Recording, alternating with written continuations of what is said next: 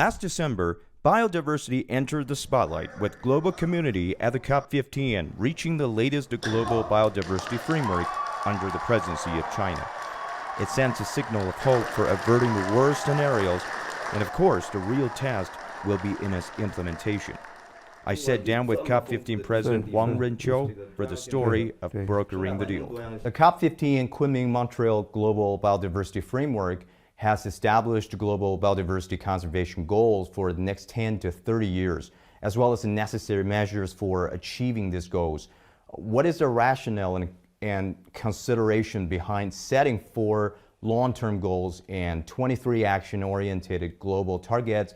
It can be said that the international community has gone through 4 years of challenging negotiations, a kind of marathon, and we have achieved the ambitious yet pragmatic Kunming-Montreal Global Biodiversity Framework. The framework, with its 2050 vision of harmonious coexistence between human and nature, had set the goal of restoring global biodiversity by 2030.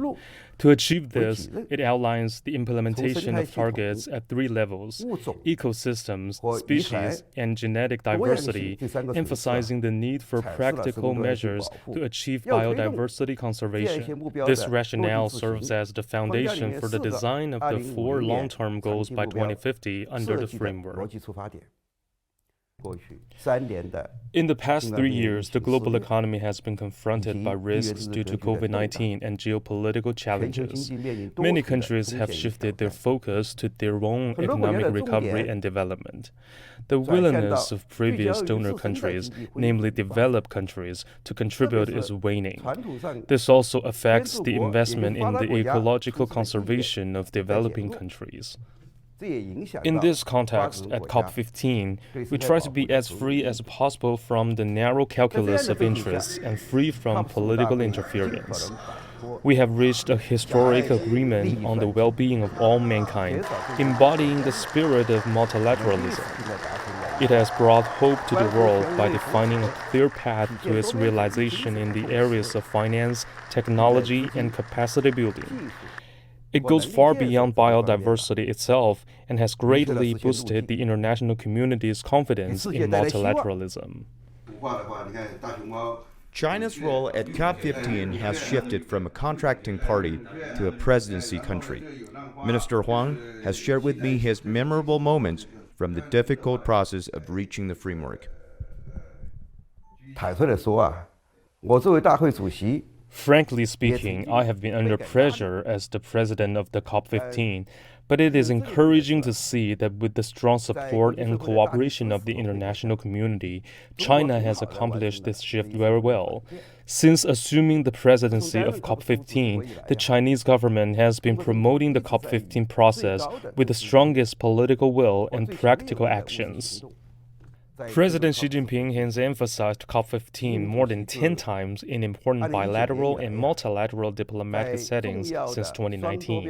In 2021 and 2022, he attended the first and second phases of the conference via video and announced China would contribute 1.5 billion Chinese yuan to establish the Kunming Biodiversity Fund, putting forward 4 propositions to strengthen global biodiversity protection, bringing strong political impetus for the success of the COP15. Since the first phase of the conference, China has made full use of some important occasions and opportunities, such as the Leaders' Dialogue of the United Nations High-Level Political Forum on Sustainable Development and the 27th United Nations Climate Change Conference, to fully communicate and coordinate with senior representatives from various countries to promote successful convening of the second phase of the conference. During the critical moment of the negotiations, we set up 3 coordination groups for negotiations on key issues, led by ministers from Egypt and Canada, Chile and Norway, and Rwanda and Germany. They mobilized the enthusiasm of parties to resolve conflicts one by one and unify understanding. Well, a Kunming-Montreal Global Biodiversity Framework proposes to protect 30% of the world's land and sea areas by 2030. And given the different ecological and environmental protection potentials of different countries, what efforts should the international community make to achieve this goal? The long-term and action goals in the Kunming-Montreal Biodiversity Framework are global goals, not national. Countries can make their contribution to achieving the global goals according to the national priorities and capacities. The experience of the IHE biodiversity targets over the past decade shows that the reason for the failure to achieve the goals for protected areas is not because the targets lack ambitions, but it was due to the difficulties and challenges in the implementation. The majority of biodiversity-rich countries are developing countries, and the financial and human resources available for protected area establishment and management are far from matching their conservation needs. In order to prevent the protected area targets from becoming empty talk of parks on paper, the Kunming framework emphasizes the accessibility of the targets. We need to balance the relationship between conservation and sustainable use of biodiversity. Data show that fish constitutes 17% of the global population's protein intake, and for people living in coastal zones and islands, this percentage is higher. Ensuring the protein intake of coastal and island populations is also relevant to achieving the UN Sustainable Development Goals 2, 3, and 14. It suggests that marine conservation should be emphasized in tandem with sustainable use. Protected areas are not no-man land, nor a vacuum for development. We should balance the relationship between biodiversity protection and sustainable use, develop through protection, and truly realize the harmonious coexistence between man and nature. The second phase of COP15 has historically included digital sequence information on genetic resources, or DSI, in the framework, which has attracted much attention worldwide. What exactly is DSI, and how can we promote its implementation further? DSI means Digital Sequence Information on Genetic Resources. In simple terms, it refers to the digitized form of genetic resources. With the rapid development of technologies such as gene sequencing and synthetic biology, utilization of genetic resources in the fields of life science and biotechnology has gradually shifted towards the use of DSI. Therefore, there is the issue of cost or benefit sharing related to DSI. Throughout negotiations at previous COP conferences, it has consistently been a challenging matter. Developed and developing countries hold different perspectives, since the countries use DSI and those that provide it have huge disagreements. Those countries providing DSI strongly demand the resolution of this issue and put high expectations on it.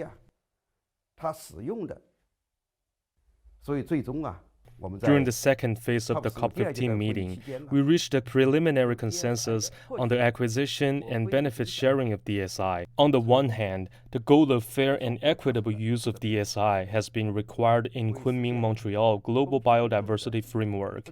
On the other hand, a roadmap was developed to address the benefit sharing of DSI.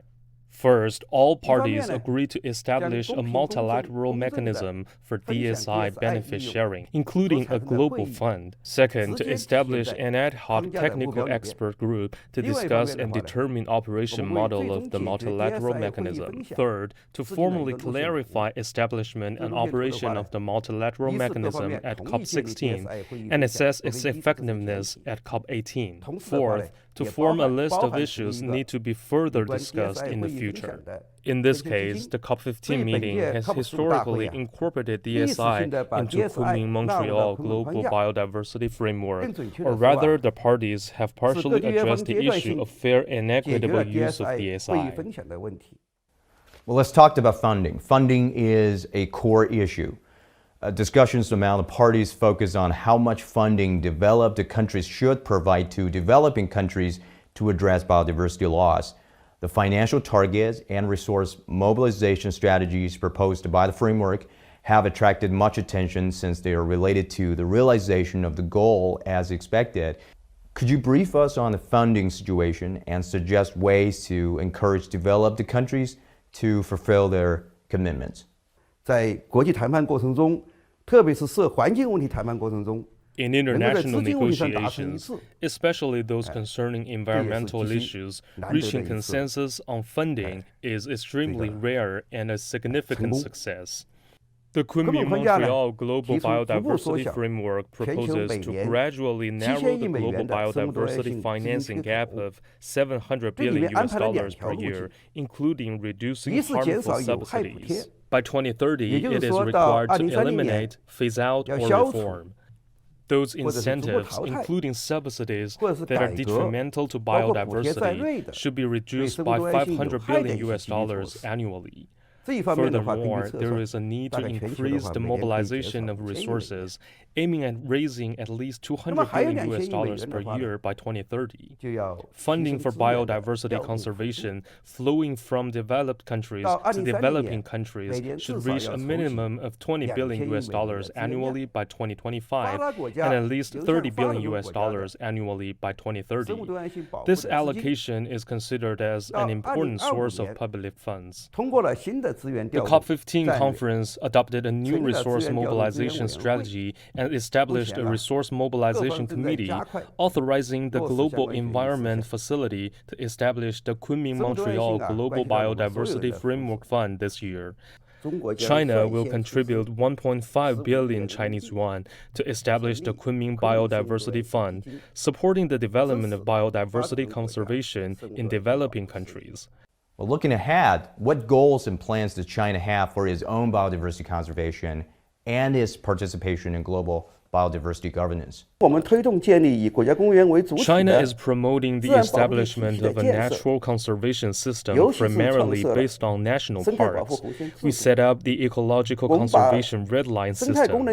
We give special attention and protection to areas with extremely important and sensitive ecological functions by designating them as Ecological Conservation Red Line areas, which is unique worldwide. The area covered by our red lines exceeds 30% of our national territory.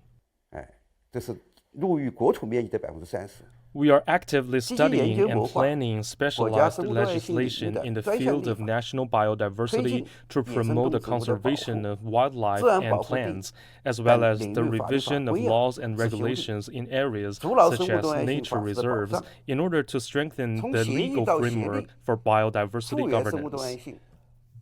From agreement to action, build back biodiversity is the theme of this year's International Day for Biological Diversity on May 22nd.